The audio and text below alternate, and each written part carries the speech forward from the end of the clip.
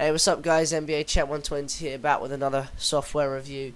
Today I have a Fraps review for you, and I have the free version, which means I can only record 30 seconds, and I'll tell you a bit later why I didn't buy the full version, but let's just get right into it. So, as you can see, quite a nice interface.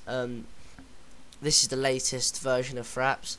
And if I just click on FPS, now here you can see that you can hit F12 in any game.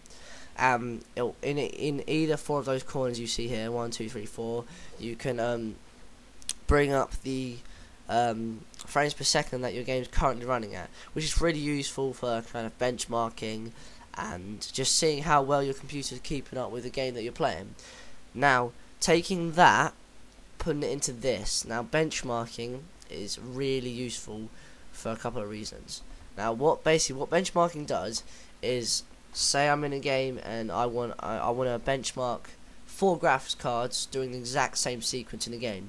Now, I record that sequence. I hit F11, do the sequence, then I hit F11 again to stop it. Now what I do is, now that's saved to the hard drive.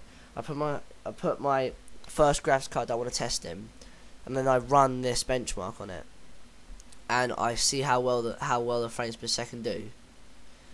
And then I can then play that back on every other graphics card that I have, and I can get an accurate frame rate from each graphics card. So I'm not kind of playing the game in the sort of the same way. I'm playing it in exactly the same way that I played for every other card, which means I can get a really accurate result. And I know that quite a few of the reviewers out there use that method to test graphics cards and CPUs and other hardware that might be related to games. Now, movies.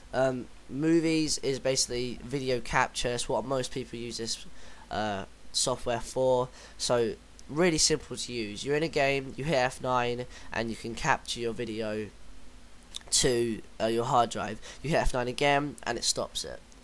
Right. Right. So basically, you can see you've got a couple of options here. So on the left, you have your frames per second. Now, if your computer's running this game at 100 frames per second, then you can put it all the way up to 60, because that won't affect it, because you're already running much higher than 60. On the other hand, if your computer's running at 40 frames per second, 40, not 14, 40 frames per second, then you won't want to put it at 60, because that'll make it just lag hard. It's the same with the setting on the right, full size and half size. Now, if you have a really good computer, full size should be fine, but if you want to just put it onto YouTube, you don't even need full size. It doesn't really matter whether your computer can handle it or not. Half size is plenty, and which means this means is that you can can't speak today. You can basically record a gameplay, and it will lag a lot less because you're recording only half the size of your screen instead of full size, which is just quite beneficial to people who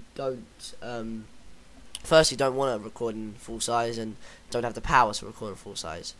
On the right, you can see we have sound capture settings, so you can record your Vista sound, and then so you're playing a game, you can record the sound that comes out of the speaker, which is useful.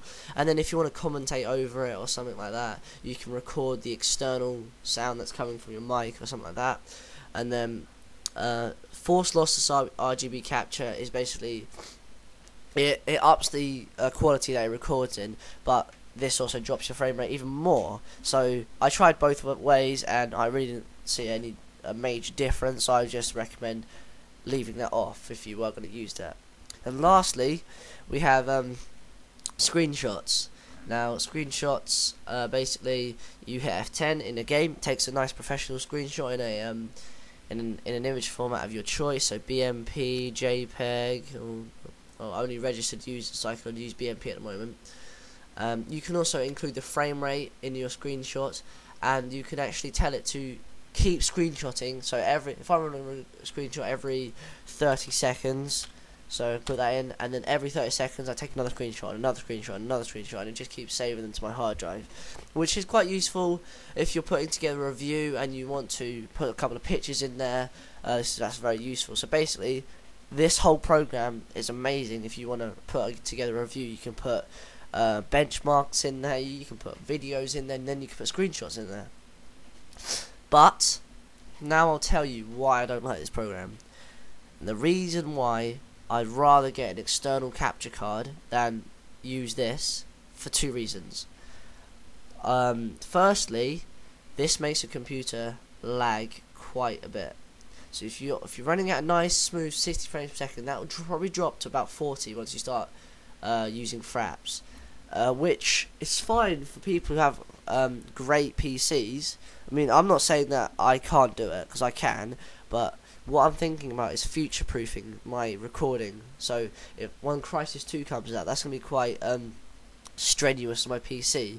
So Fraps won't be able to record at a nice silky frames per second, whilst if I played without Fraps, I would be able to play nice and smooth. So with an external capture card, I can just literally, it doesn't affect my computer in any way, shape or form. The frame rate will just be fine, and it will record in HD and all that good stuff. The second reason why I don't want to use Fraps is because I did a little test earlier on today, and I recorded 30 seconds of gameplay, and it came out in half a gig of file size. Now 30 seconds isn't that much. Some people want to record, say, 10 minutes. We're getting well into the gigabytes, and I was thinking of recording for an hour or 2 hours, and I know this is possible with an external capture card because it encodes it at the same time. But with Fraps, it would be you'd need a huge hard drive to do that sort of thing.